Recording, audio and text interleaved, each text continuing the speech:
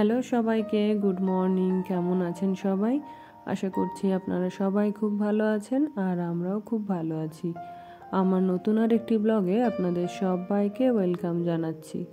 আজকে আমি শেয়ার করতে চলেছি আমার আর্লি মর্নিং রুটিন, মানে রোজ সকালবেলা আমার যেভাবে সময়টা কাটে সেই সমস্ত কিছুই এই ভিডিওর মাধ্যমে শেয়ার করেছি।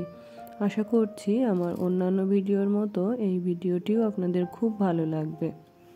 এখন বাজে সকাল 7:30 মতো। আজ আমি অন্যান্য দিনের থেকে 20 মিনিট লেট করে ফেলেছি, তাই এখন তাড়াতাড়ি করে রান্নাটা বসিয়ে দেব, কারণ ওই তো আমার হাজবেন্ড খেয়ে অফিস যাবে।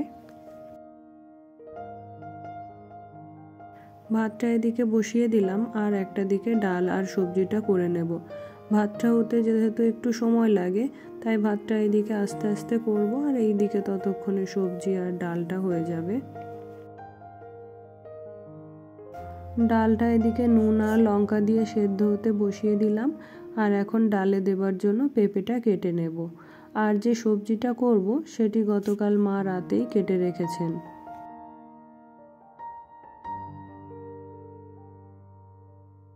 আমাদের বাড়িতে বাসি কাজ বলতে বাড়ির সামনেটা ঝাড় দেওয়া আর দরজাগুলিতে জল দেওয়া, এগুলি মাই করে থাকেন, তাই ওই দিকগুলি আমাকে আর দেখতে হয় না।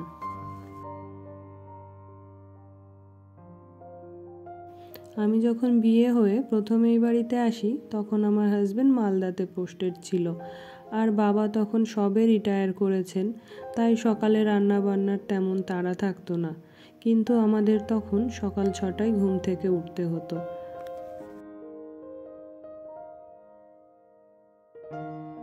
আমার শাশুড়ি মা কিন্তু ভীষণ স্ট্রিক্ট, আর তার জন্য একটা সময় খারাপ লাগলেও এখন কিন্তু আমি ভালো গৃহিণী হতে পেরেছি, অনেক কিছু বুঝতে শিখেছি, ভালো মন্দ বিচার করতে শিখেছি, আমার মধ্যে ভালো অভ্যাসগুলো তৈরি হয়েছে। যাই হোক, মাছটা আর সবজিটা ফ্রিজ থেকে বের করে রাখলাম। তো মাছটা এখন করব না, ওই ডিপ ফ্রিজে ছিল, তাই বরফ ছাড়ার জন্য আগে আগে বের করে রাখলাম। আর এখন ডালটা সেদ্ধ হয়ে গেছে, ডালটা এখন ফোড়ন দিয়ে নেব। সময়ের সাথে সাথে সব কিছুই বদলে গেছে। তারপরে আমার হাজবেন্ড মালদা থেকে ট্রান্সফার হয়ে এসে আমাদের নদিয়াতে জয়েন করে, আর তখন থেকেই শুরু হলো সকালের রান্না বান্না।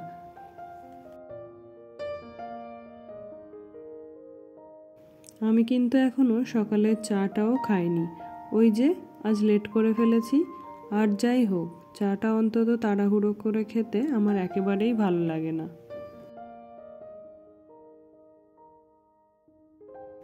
ঠিকঠাকভাবে রান্নাটা কমপ্লিট করব, হাজবেন্ডকে খেতে দেব, তারপরে ফ্রি হয়ে চা খাবো।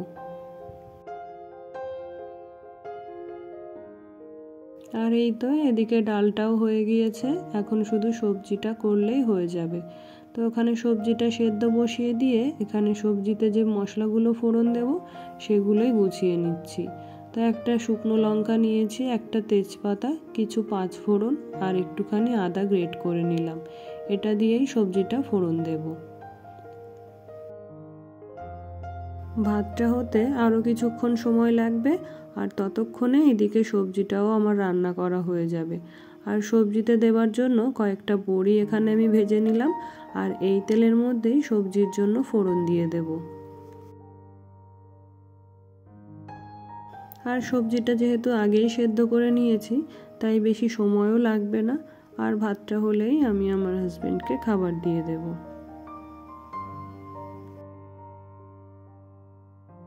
আমার হাজবেন্ডকে দেখেছি তাড়াহুড়ো করে একেবারেই খাবার খেতে পারে না, রেডি হওয়া, খাবার খাওয়া সব কিছুই হাতে সময় রেখে করে। অফিসে 1 ঘন্টা আগে যাবে, কিন্তু 5 মিনিট লেট করবে না কখনো। আর এই তো গল্প করতে করতে রান্না আমি সমস্ত কমপ্লিট করে নিয়েছি, আর এখন ওই যে ভাতটা বেড়ে নেব।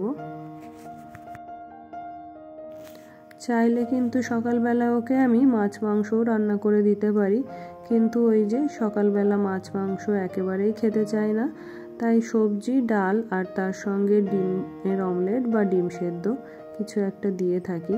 আর এখন ওই যে 8টা 20 মতো বাজে, আর আমার হাজবেন্ডকে খেতে দিয়ে দিয়েছি, তারপরে ও বেরিয়ে গেছে অফিসে। আর এখন ওই যে আমি একটু নিজের মতো সময় কাটাবো, তাই এখন চাটা করে নিলাম। সকালবেলা উঠে আমি বেশ কয়েকটা কাজ করে নিয়েছি, কিন্তু ঘুমটা এখনও আমার চোখ থেকে যাচ্ছে না। তো চাটা খেলে হয়তো ঘুম ঘুম ভাবটা একটু কাটবে।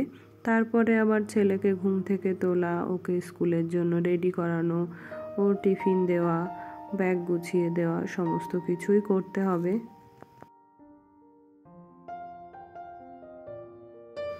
আর ওই তো ঘুম থেকে ওকে ডেকে দিয়েছি, এখন ওকে ব্রাশ করাবো, তারপরে ওর স্নানের জল দেব। তো এখনও ঘরের কোনো কাজই আমার করা হয়নি, ওরা বেরিয়ে যাবে, তারপরেই ধীরে সুস্থে সমস্ত কাজ করব।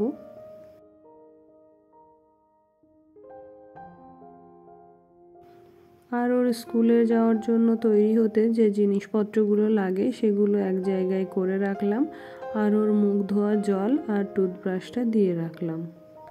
তারপর রুটিন দেখে ওর আবার ব্যাগটাও গুছিয়ে দিতে হয়।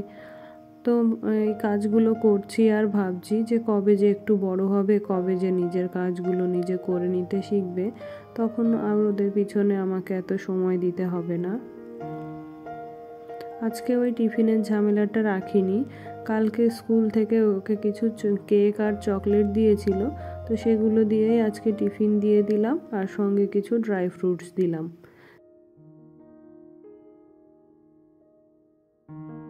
স্কুলের গাড়িতে তুলে দিয়ে এলাম। তারপরে একটু আগেই যেহেতু চা খেলাম, ওই জন্য সকালের ব্রেকফাস্টটা আর আগে করে নিইনি। তো রান্না বান্না করে পরে এই যে বসে এখন সকালের খাবারটা খেয়ে নিচ্ছি। আর আমার শাশুড়ি মা, শ্বশুর মশাই ওনারা আগেই খেয়ে নিয়েছেন। খাওয়া দাওয়া সেরে রান্নাঘরে যে সমস্ত রান্নার বাসন টাসন ছিল ওগুলো সব বের করে রাখলাম, কাকিমা এসে বিকালবেলাতে মেজে দেবেন। আর কাজ ফেলে রেখে খাবার খেতে আমার একেবারেই ভালো লাগে না, সেটা সকাল হোক বা সন্ধ্যা। সন্ধ্যাবেলাও যদিও কোনো দিন বাড়িতে কোনো টিফিন করা হয়, তখন আমি রান্নাঘরটা সমস্ত কিছু পরিষ্কার করেই তবে নিরিবিলি বসে টিফিনটা খাই। আর এই তো গ্যাসটাও এখন মুছে নিয়েছি, সমস্ত কিছু কমপ্লিট। তো এখন গিয়ে উপরের যে বাকি কাজগুলো রয়েছে ওগুলোই করে নেব।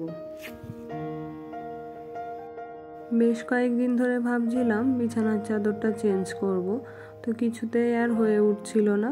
তো আজকে ভাবছি হাতে যেহেতু একটু সময় রয়েছে, তাই আজকেই বেডশিটটা পাল্টে নিই।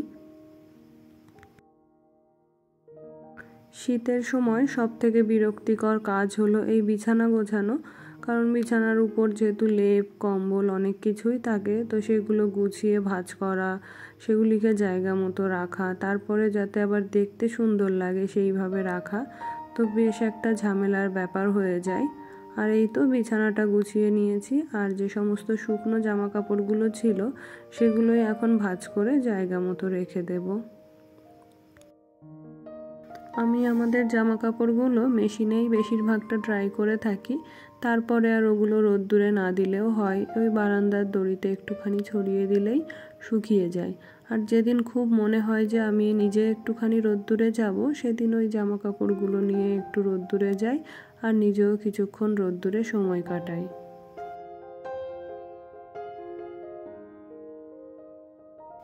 এই তো আপনাদের সাথে গল্প করতে করতে আমি বেশ অনেক কাজই গুছিয়ে নিয়েছি, এখন ওই ঘরের টুকটাক ডাস্টিংগুলো করে নেব। আর আমার এই ওয়াল শোকেসটা দেখে আপনারা অনেকেই মনে করতে পারেন যে আমার ব্যাগের শখ রয়েছে, কিন্তু একেবারেই নয়, ওই মেয়েদের যতটুকু থাকে আর কি ততটুকুই শখ আছে, তার বেশি কিন্তু নয়। এই শোকেসটা যেহেতু ফাঁকা থাকবে, তাই কি রাখবো এটা ভাবতে ভাবতে মনে পড়ে গেল যে আমার তো কিছু ব্যাগ রয়েছে, তো সেই ব্যাগগুলোই এখানে রাখা যেতে পারে, তো সেইভাবেই এগুলো রাখা। আর এই ব্যাগগুলো কিন্তু সব নতুন বা সবই যে আমার পছন্দের তা কিন্তু নয়, এগুলোতে বিভিন্ন সময়ের বিভিন্ন স্মৃতি জড়িয়ে রয়েছে আমার। আর সত্যি কথা বলতে কি, আমার ছেলে যেহেতু এখনও অনেক ছোট, তো ওর অনেক খেলনা কেনার প্রয়োজন হয়, বলতে গেলে প্রায় প্রতি সপ্তাহতেই ওর একটা না একটা নতুন খেলনা আনতে হয়। তো আমি আমার শখের জিনিসপত্র না কিনে ওর খেলনার পিছনেই বেশিরভাগ টাকাটা ইনভেস্ট করে ফেলি। তাই ভাবছি যে ও যখন বড় হয়ে যাবে তখন তো আর খেলনার প্রয়োজন অতটা হবে না, তো তখন ওর খেলনার পিছনে এখন যে টাকাটা আমি ইনভেস্ট করি সেটা দিয়েই না হয় শখের জিনিসগুলো কিনে ঘর সাজিয়ে নেব। এই তো আমার ডাস্টিংয়ের কাজও মোটামুটি শেষের দিকে। তো এই ছিল আমার আর্লি মর্নিং রুটিন। আর আমার ভিডিওটি যদি আপনাদের ভালো লেগে থাকে অবশ্যই একটি লাইক করে দেবেন। আর আপনি যদি আমার চ্যানেলে নতুন হয়ে থাকেন তাহলে প্লিজ আমার চ্যানেলটিকে সাবস্ক্রাইব করে আমার পাশে থাকবেন। আসবো আর একটি নতুন ভিডিও নিয়ে, সেই সঙ্গে সবার সুস্থতা কামনা করে আজকের মতো বিদায় চেয়ে নিচ্ছি। ধন্যবাদ।